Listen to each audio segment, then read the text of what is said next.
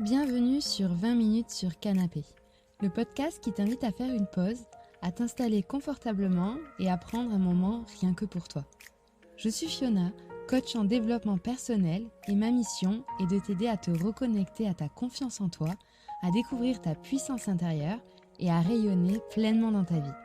Chaque semaine, je te partage des réflexions, des outils et des clés pour avancer avec plus de légèreté et de sérénité. Et si tu veux prolonger l'échange, retrouve-moi sur Instagram fiona.ncontraté pour encore plus de contenu inspirant et bienveillant. Allez, installe-toi bien et c'est parti pour un nouvel épisode de 20 minutes sur Canapé. Bonjour à toutes et bienvenue dans ce nouvel épisode de mon podcast. Aujourd'hui, j'ai envie de vous raconter une histoire personnelle, une histoire qui a marqué ma vie et que beaucoup d'entre vous pourraient trouver familière. C'est l'histoire de mon premier job, un moment censé être synonyme d'espoir, d'opportunité, de construction de soi, mais qui s'est transformé en une expérience assez douloureuse, marquée par la désillusion, le stress et le manque de respect. Si je vous partage cette expérience aujourd'hui, ce n'est pas juste pour parler de moi, mais pour analyser ensemble ce que cette situation révèle de notre société. La manière dont le travail est perçu, le manque de bienveillance dans certaines entreprises, et surtout l'impact que tout cela peut avoir sur nous, surtout en tant que femmes. Alors installez-vous, prenez une grande respiration et laissez-moi vous amener dans ce récit qui, je l'espère, ouvrira aussi des portes à la réflexion. À 21 ans, j'avais décroché mon premier CDI et à cet âge-là, c'était une immense fierté. C'était l'époque où je pensais que tout était possible, que travailler dur et être motivé suffirait pour réussir. Dans ma tête, j'étais prête à tout, apprendre, m'investir, prouver ma valeur. Et mon objectif était clair, m'intégrer et me faire une place dans ce nouveau monde adulte que j'allais découvrir. Alors il faut savoir que ce n'était pas ma première expérience professionnelle, j'avais fait avant cela des contrats de professionnalisation pour mes études, mais c'était mon vrai premier CDI. Et au début, tout allait bien. Je me souviens des premiers jours, les sourires de mes collègues, les discussions, ce sentiment d'appartenir à une équipe, à quelque chose de plus grand que moi, en tout cas. Mais rapidement, j'ai compris que derrière cette façade se cachait une réalité un peu plus complexe, une réalité faite d'attentes, de pression et parfois d'une forme d'exploitation émotionnelle. Ce que j'ai vécu à ce moment-là, je pense que beaucoup de jeunes le vivent aujourd'hui. On sort des études avec cette idée qu'on doit tout donner, qu'on doit être reconnaissant d'avoir un travail, surtout dans un contexte où actuellement l'emploi est parfois difficile à trouver. Et cette gratitude, elle nous pousse à accepter des choses qu'on ne devrait pas. Dans notre société, il y a cette idée que la jeunesse est synonyme de disponibilité infinie. T'es jeune, tu peux travailler tard, t'es jeune, tu peux apprendre vite et tout gérer, t'es jeune, t'as pas d'excuses, t'as pas de famille, t'as pas d'engagement. Et pourtant, ce n'est pas parce qu'on est jeune qu'on doit tout accepter.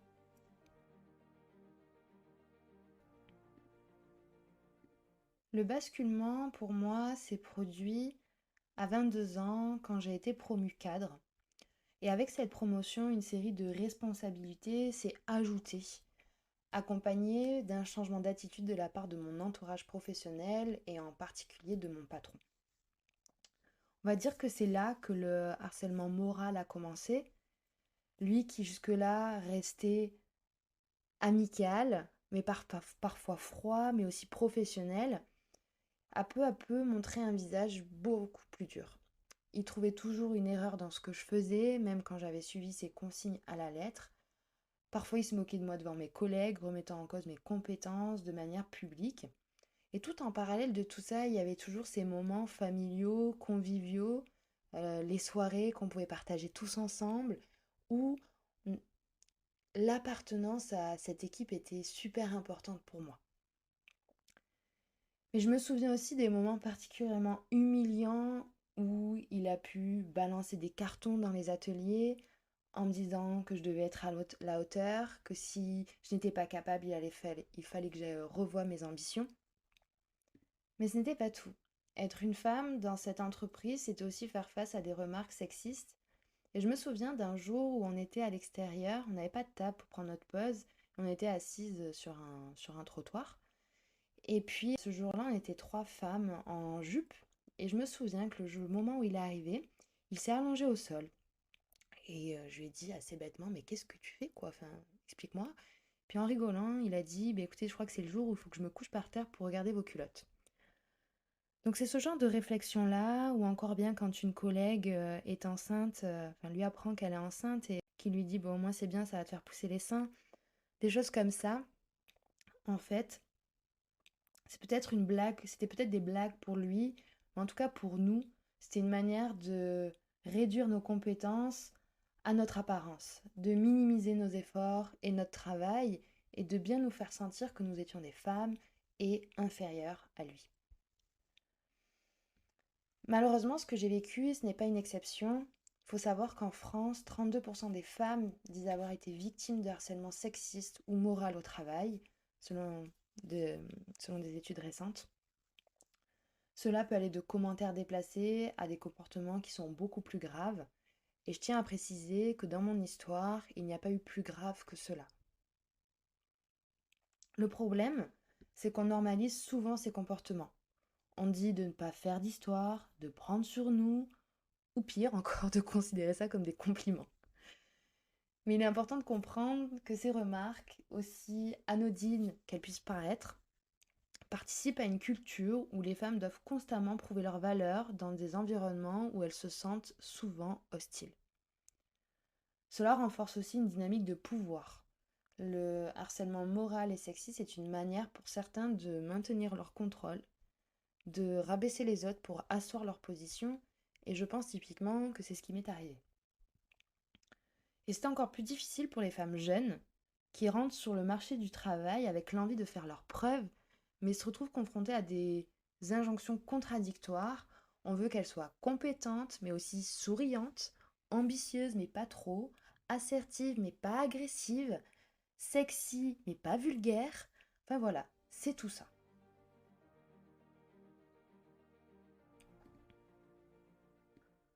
En parallèle de tout ça, je me suis retrouvée avec des responsabilités énormes.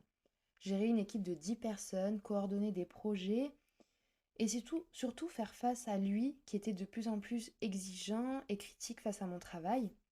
Il faut savoir que je n'avais eu aucune formation en management et donc je me retrouvais à 22 ans à devoir gérer 10 personnes. Je lui ai demandé de l'aide, je lui ai demandé une formation et il m'a dit que non, je ne la méritais pas. Donc, ce que j'ai vécu à ce moment-là, je le décrirais un peu comme une spirale où chaque critique, chaque échec, chaque insomnie m'entraînait un peu plus vers le fond. Et lui, qui devenait de plus en plus dur, qui critiquait tout ce que je faisais, parfois devant mes collègues, à ses yeux, rien n'était jamais assez bien.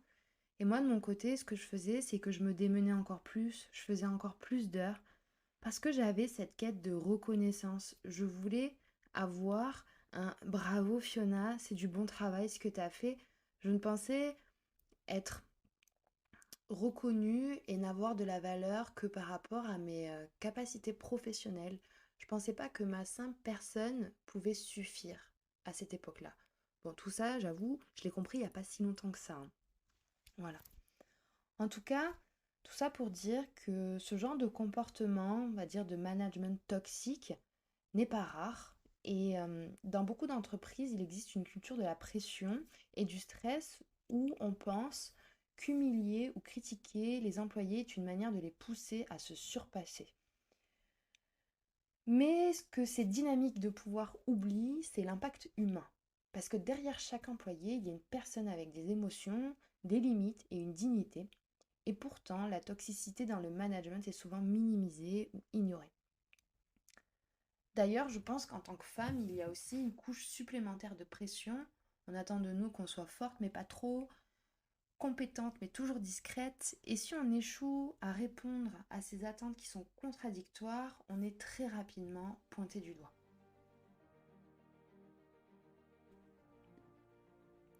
À force de vouloir tenir, j'ai fini par m'effondrer, littéralement. Mon corps a dit stop avant même que ma tête ne réalise l'ampleur du problème. Je vomissais avant d'aller au travail, je pleurais le soir ou je pleurais en cachette dans les toilettes du travail. et je dormais à peine. Mais ce qui m'a le plus marqué, c'est cette sensation d'être devenue une étrangère pour moi-même. Et un jour, après une énième remarque humiliante de mon patron, qui était celle-ci, il voulait en fait diminuer mon salaire au minimum et ne me payer qu'en prime en me disant que moi, de toute façon, ce qui fonctionnait avec moi, c'est d'être rémunérée à la carotte. J'ai très vite compris que ces primes, je ne les aurais jamais, puisque je le savais, j'avais moi-même aussi un système de cotation pour mes équipes, que lui revoyait toujours à la baisse parce qu'il pensait que je n'étais pas assez objective.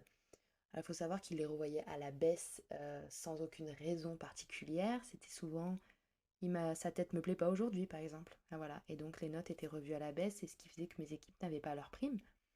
Tout ça évidemment sans leur expliquer, donc toutes ces personnes-là pensaient que c'était par ma faute. Enfin, en tout cas que c'était moi qui décidais de leur prime, et donc s'ils ne les avaient pas, c'était moi qui le décidais.